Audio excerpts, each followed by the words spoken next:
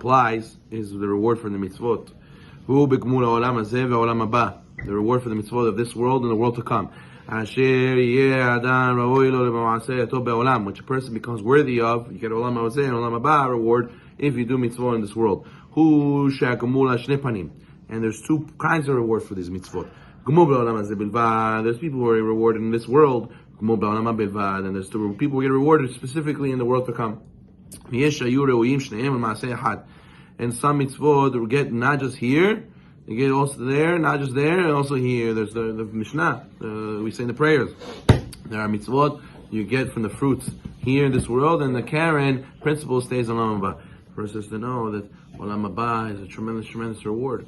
The Gemara says that no prophet ever saw what's going to be in Olam Haba. That's how great it was. It was never fully revealed to them what kind of reward we're going to experience in Olam Haba. The person is to know that the 1 minute in this world, Shaar in this world, in the world of Chum, is not the same, is a higher level than even all the pleasure of how many people, of not just the person himself. You take all the pleasure of the entire humanity at the second, all the pleasure they can have in their whole entire life, and all the people combined from all the people that lived in the entire history of the universe, and you go and combine all the pleasure they had in their entire lives, and put it all together in one pill, and swallow it, and feel that pleasure, there wouldn't even be one moment in Olam Haba.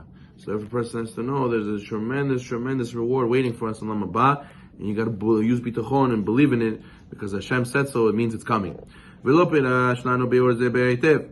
reward that we're going to have in Olam Haba, it's not spelled out exactly. We don't know exactly what's going to happen. Rather, HaKadosh Baruch Hu in His Torah, He explicitly said we're going to get a reward, but He didn't explain what it was.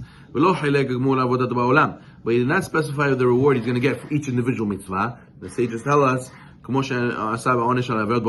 Hashem did give clear punishments for certain mitzvot that you don't keep, but He didn't say specific rewards for a lot of mitzvot. We know that Kibbut Abayim and Shiluch Hakan, sending away the mother bird, the Torah promises long life. But not every mitzvah is rewarded, but He says explicitly what the reward is. Therefore what? Reward Olam Haba and those who keep the Torah, and punishment for those who don't keep the Torah. The Torah does not talk about it in Olam Haba, in the 5 books of Moses. There's no mention of Olam Haba explicitly, nor is there a mention of Gehinom in the 5 books of Moses explicitly.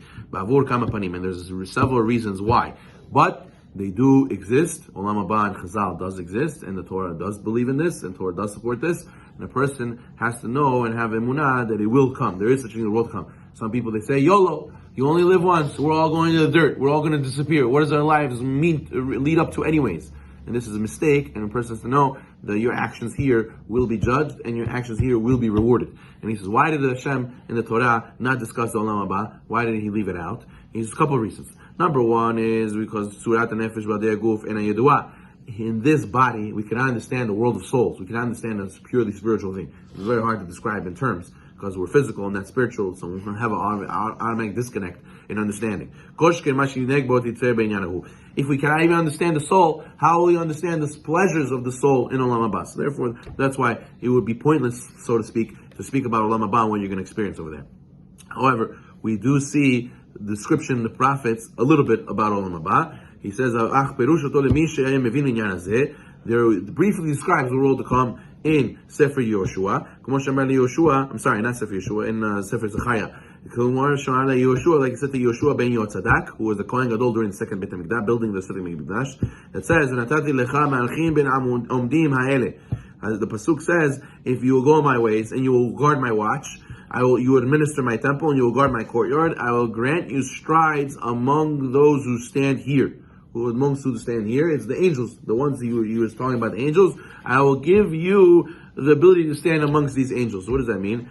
So it's the world to come, Yeshua's soul had the character of an angel, and he'll be able to walk amongst them. So therefore, why did Hashem talk about what He's going to have in Olam Haba? Because He was able to comprehend it, but most people can't comprehend, so that's why it doesn't discuss it. Another reason is Shekmur Olam Haba ve'onsho, the reward for a world to come and the punishment. Hayemikubal etzel amei haaretz benivim.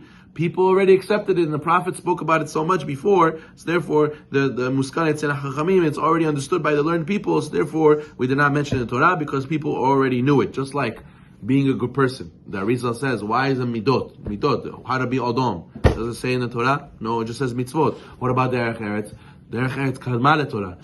To have good midot and manners, the Gemara says, the Torah says, you're already supposed to have that before you start Torah. First be a person, then start the mitzvot. First you have to have manners. So therefore it goes without saying that you have to be a good person. So therefore the same thing over here. The Olam Haba goes without saying. And the last thing is, he says, another reason he says, Sha'am ayu min asichrut miud havana. At the time the Torah was given, the Jewish people just came out of Egypt and they were had a very poor understanding. Binyan she'eno ne'elam ma shekatuv b'Torah. And it says in the Torah explicitly that they were had kotzer ruach. They had a very low spirit. They weren't able to understand a lot of things, and therefore what? He says, Therefore the Creator had a compassion on them, and He didn't want to mention something that's overburdening, like getting home. So therefore, He didn't want to talk about Olam Haba at that moment when the Torah came out, because He didn't want to overburden them. They were already